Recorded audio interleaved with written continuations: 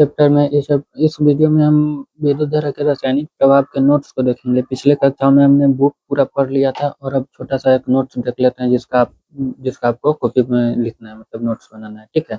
और पिछले वीडियो में हमने पूरा इसका बुक एनसीईआरटी का बुक खत्म कर दिया था। तो अब देखिए, बुक में पहला टॉपिक क्या था। पहला विद्युत में चालक और कुचालक, यही ना दिया था फर्स्ट टॉपिक। तो चालक किसको कहते थे? जिससे होकर विद्युत धारा प्रवाहित हो जाता था, ठीक है, उसको क्या कहते थे? चालक।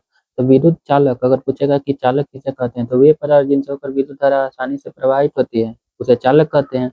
ऐसे में जितना भी धातु होगा, तांबा, लोहा, एल्यूमिनियम, ये सब क्या है?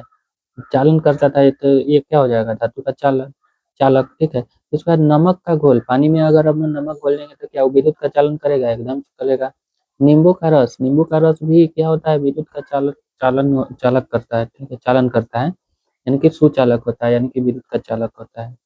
नल का पानी शुद्ध होता है अशुद्ध? अशुद्ध होता है, ठीक है। इसलिए नल का पानी भी क्या होता है? विद्युत का चालन करता है। और कुचालक किसको बोलेंगे?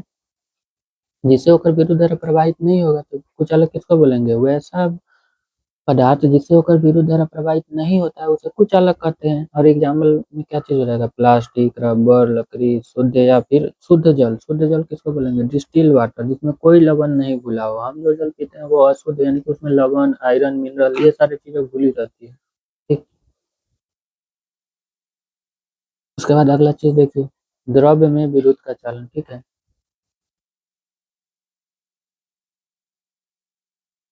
तो द्रव्य विद्युत का चालन करते हैं कि ना?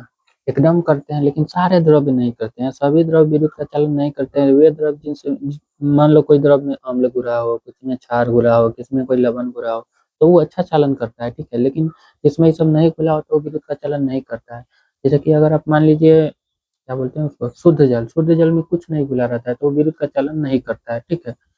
लेकिन उसी में अगर उसी जल में हम नमक टोटी का पानी ले लें, जिसको टैप वाटर कहते हैं, तो उसमें क्या घुला रहता है? लवण बहुत सारे घुले रहते हैं, ठीक है।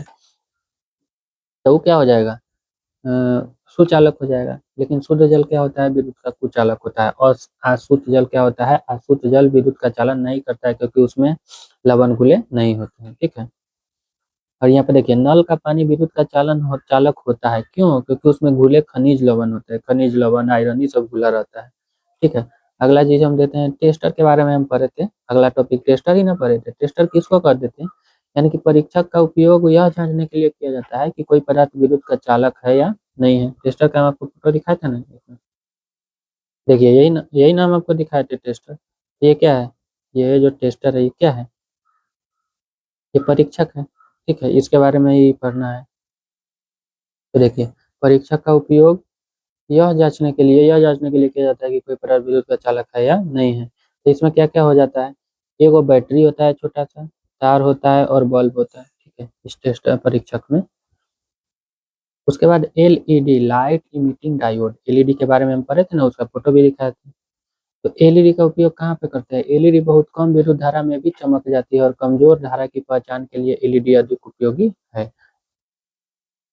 देखिए यही ना था एलईडी। ये क्या करता है? कम विद्युत धारा का भी जांच कर देता है, ठीक है। कम विद्युत धारा हो तो भी जांच कर देता है। देखिए, ये टेस्टर है। कहाँ गया टेस्टर? ये टेस्टर में क्या होता था? बल्ब लगा रहता था अंदर। लेकिन ये बल्ब क्या था? ये मतलब एकदम कम अगर विद्युत धारा हो तो ये नहीं जल पाता था। लेकिन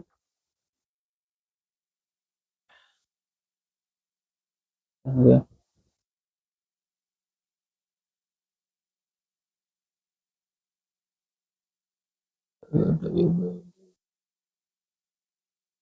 लेकिन ये डायोड क्या है? कम विद्युत धारा का भी जांच कर देता है, ठीक।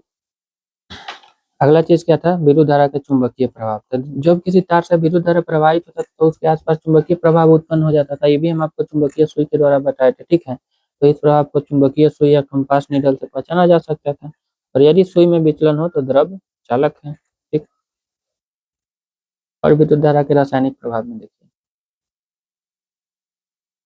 रासायनिक प्रभाव की मदद से हम आपको क्या बताए थे? यानी कि जब कोई विद्युत धारा किसी चालक द्रव्य से प्रवाहित होता है तो उसमें रासायनिक परिवर्तन होता था। रासायनिक परिवर्तन में क्या होता था? आलू का भाग नीला हो जा रहा था कि ना? तो ये सारा चीज कौन सा परिवर्तन था? रासायनिक परिवर्तन था। कार्बन के दो रॉड हम आपको बताए थे। एक रॉड में क्या जम जा रहा था? ऑक्सीजन, दूसरे में हाइड्रोजन।